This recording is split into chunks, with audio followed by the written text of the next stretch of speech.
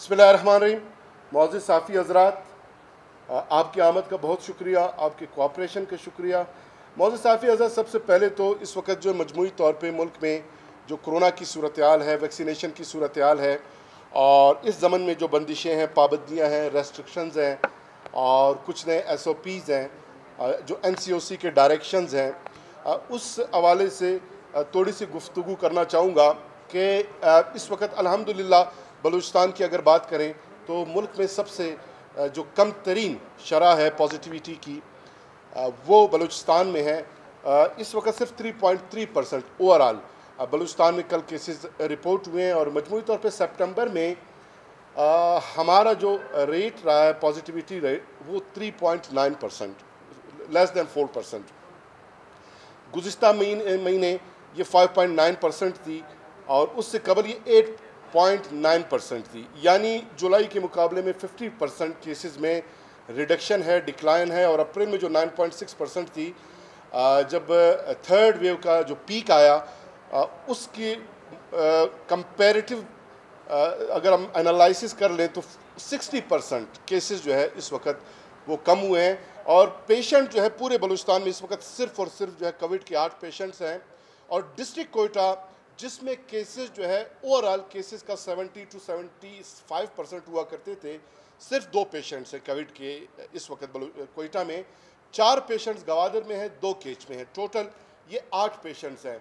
तो अल्हम्दुलिल्लाह इस बात पे अल्लाह का शुक्र अदा करना चाहिए। अपने आवाम का हम शुक्रगुजार हैं कि उन्होंने कदरे बेहतरी आई है, ख़ुसूसन डिस्ट्रिक्ट कोयटा के सतह पे, कि लोगों ने SOPs ऑब्ज़र्व करना शुरू कर दिया। कुछ रेस्ट्रिक्शंस गवर्नमेंट ने ऐसे इम्पोज कर दिए कि लोग जो है कंप्लायंस पे माइल भी हुए, मजबूर भी हुए। और साथ ही साथ ये जो लोग एक प्रोपेगेंडा करते हैं वैक्सीनेशन के ख़िलाफ़ कि वैक्सीनेशन की जो एफिकेसी है उसका कोई इम्पैक्ट नहीं कोविड केसेस पे, या उसका कोई फ़ायदा नहीं, या इवन उसके ख़िलाफ़ एक जो नेगेटिव प्रोपेगेंडा हमारे पब्लिक लेवल पे रहा है।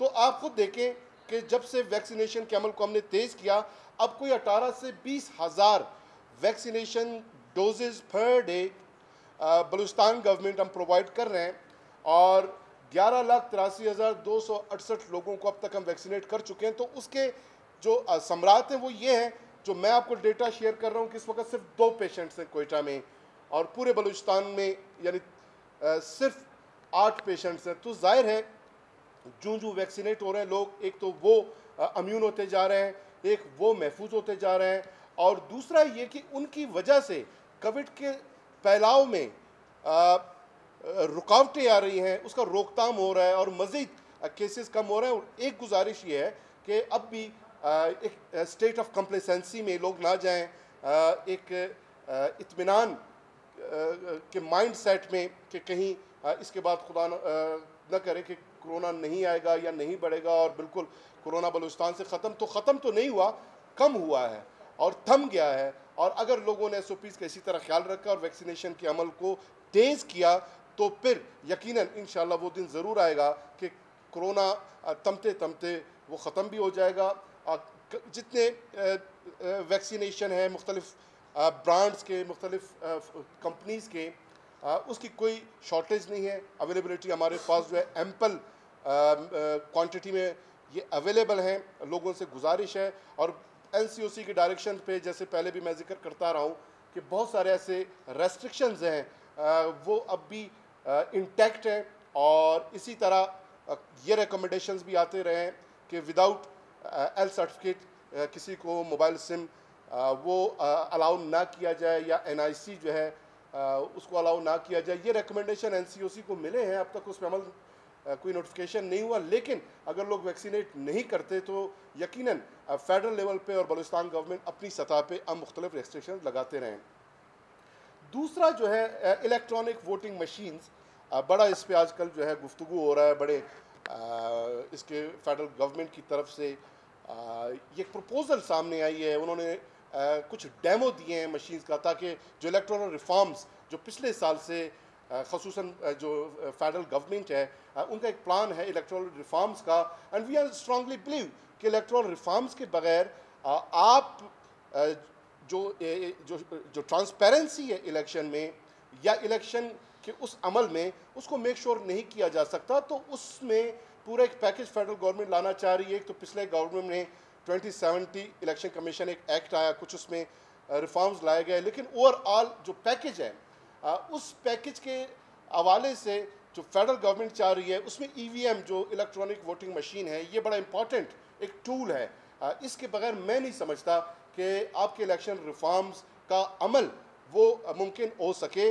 वेस्टर्न ममालिक ने ईवीएम अपनाए, एक आध ऐसे ममालिक हैं उनका अपना एक्सपीरियंस, उनकी अपनी मर्जी, उन्होंने बाद में ईवीएम को जो है एक आध ममालिक ने तर्क कर दिया या रोक दिया। मुख्तलिफ चूँकि फर्स्ट पास द पोस्ट जहाँ पे राइज है वहाँ पर एक मुख्तलिफ तरीक़ाकार होगा, जहाँ पे प्रोपोर्शनल वोटिंग सिस्टम है वो वहाँ पे अलग होगा। अमेरिकन जो एक मिक्स प्रोपोर्शनल सिस्टम है वो अलग है। तो हमारे मॉडल में जो first pass the post Pakistan में है, मैं ये समझता हूँ, मेरा अपना तजिया है कि इलेक्ट्रॉनिक वोटिंग मशीन जो है यहाँ पर बड़ा कारामद, बड़ा फ़ायदेमंद और बड़ा बेहतर साबित होगा। भारत में चूँकि फर्स्ट पास द पोस्ट वहाँ पर भी यही सिस्टम है और वहाँ पर पूरे भारत में ये जो इलेक्ट्रॉनिक वोटिंग मशीन ये इस्तेमाल हो रही है। तो मुझे सिर्फ इस बात पे हैरत है, मैं इस पर ज़्यादा कमेंट तो नहीं करना चाहता कि आखिर इसमें इशू क्या है, मशीन के इस्तेमाल की मुखालफत क्यों की जा रही है, मोबाइल का जो इस्तेमाल है उसकी मुखालफत नहीं, एटीएम मशीन हम इस्तेमाल करते हैं उसके इस्तेमाल पे कोई पाबंदी नहीं, कोई इसकी मुखालफत नहीं करता, रिमोट हम इस्तेमाल करते हैं या कैमरे इस्तेमाल करते हैं। इस वक्त हमारे मुल्क में जो 220 मिलियन लोग हैं उनमें तकरीबन 183 मिलियन लोग जो है सेलुलर जो टूल्स हैं, जो इंस्ट्रूमेंट्स हैं, जो इक्विपमेंट्स हैं वो इस्तेमाल करते हैं मुख्तलिफ शक्लों में। तो आलमोस्ट आपका जो अडल्ट पॉपुलेशन है मुल्क में वो सेलुलर जो इक्विपमेंट्स हैं, जो टूल्स हैं, जो डिवाइसेस हैं उसके इस्तेमाल में वो महारत रखते हैं, वो उसको इस्तेमाल करते हैं। और ये लॉजिक कि इलेक्ट्रॉनिक जो वोटिंग मशीन है उसको इस्तेमाल नहीं कर पाएंगे, कोई इशू होगा। तो मुझे ये लॉजिक चूँकि समझ नहीं आ रहा, हम ये समझते हैं कि जल्द या बदेर, आज या कल आपने आगे बढ़ना है तो आपका जो सिस्टम है, जैसे आप रेवेन्यू रिकॉर्ड कंप्यूटराइज कर रहे हैं, जैसे फाइल ट्रैकिंग सिस्टम हमने बलूचिस्तान में उसको जो है हमने नेट पे ले आया, और इसी तरह दीगर जो मॉडर्न डिवाइसेस रोज़मर्रा ज़िंदगी में हम इस्तेमाल कर रहे हैं, सिस्टम को ऑटोमोबाइज कर रहे हैं, एक ऑटो सिस्टम को ला रहे हैं। तो इसी तरह इलेक्ट्रॉनिक जो वोटिंग मशीन है या इलेक्ट्रॉनिक रिफॉर्म्स में ये जुड़ा हुआ है और इसका इस्तेमाल जल्द या बदेर ये हमें करना होगा, चाहे ये गवर्नमेंट करती है या कोई और गवर्नमेंट।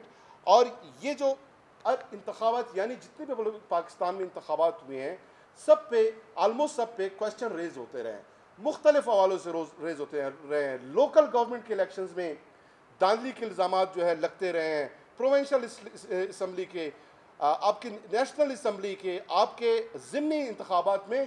तो पास्ट में इतने इल्ज़ाम जो लगे हैं उसका एक ही वजह है कि आपका सिस्टम जो है वो प्योरली मैनुअल था, वो इलेक्ट्रॉनिक नहीं था।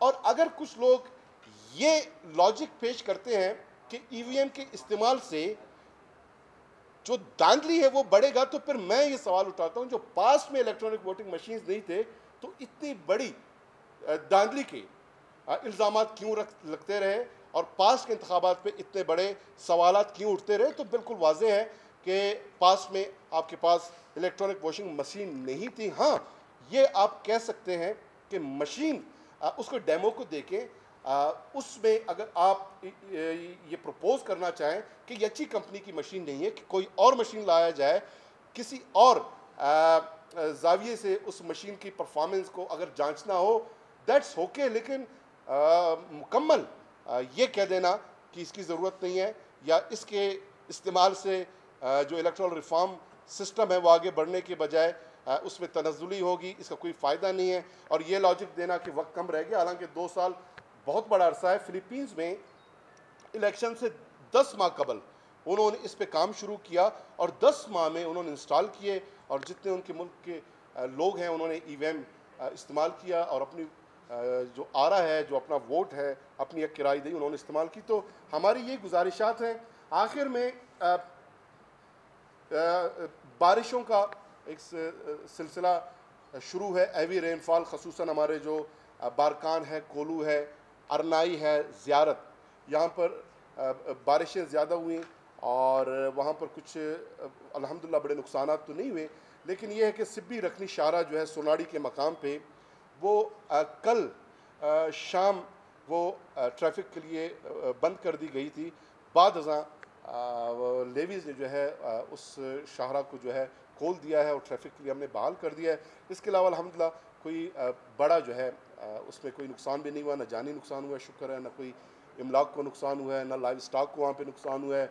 और मज़ीद भी इन डिस्ट्रिक्ट्स में ये फोरकास्ट है कि मज़ीद बारिशें हो सकती हैं। तो लोगों से गुजारिश है वो मुहतात रहें और बारिशों की सूरत में जो है वो गैर ज़रूरी जो सफ़र है उससे परहेज़ करें। बहुत शुक्रिया।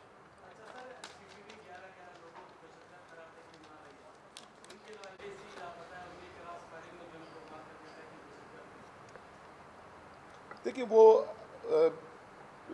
पूरे एक उनका अपना एक सिस्टम है और उस सिस्टम के तहत जो है लॉ एंड ऑर्डर है, उसको मेंटेन करना, उसको कायम रखना ज़ाहिर गवर्नमेंट की ज़िम्मेदारी है। और पिछले 2-2.5 साल में ख़ुसूसन 2019-2020 हमारा जो अमन अमान के हवाले से बड़ा बेहतर रहा।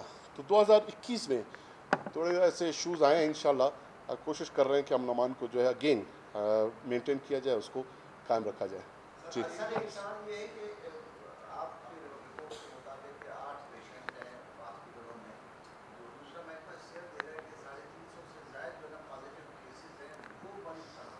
वो एक्टिव केसेस हैं, वो उनमें 345 टोटल केसेस हैं, जिनमें 18 केसेस जो है वो क्वारंटाइन सेंटर, जो आइसोलेशन क्वारंटाइन सेंटर में उनको रखा गया है 18 लोगों को। बाकी सारे लोग वो होम आइसोलेशन में अपने अपने घरों में।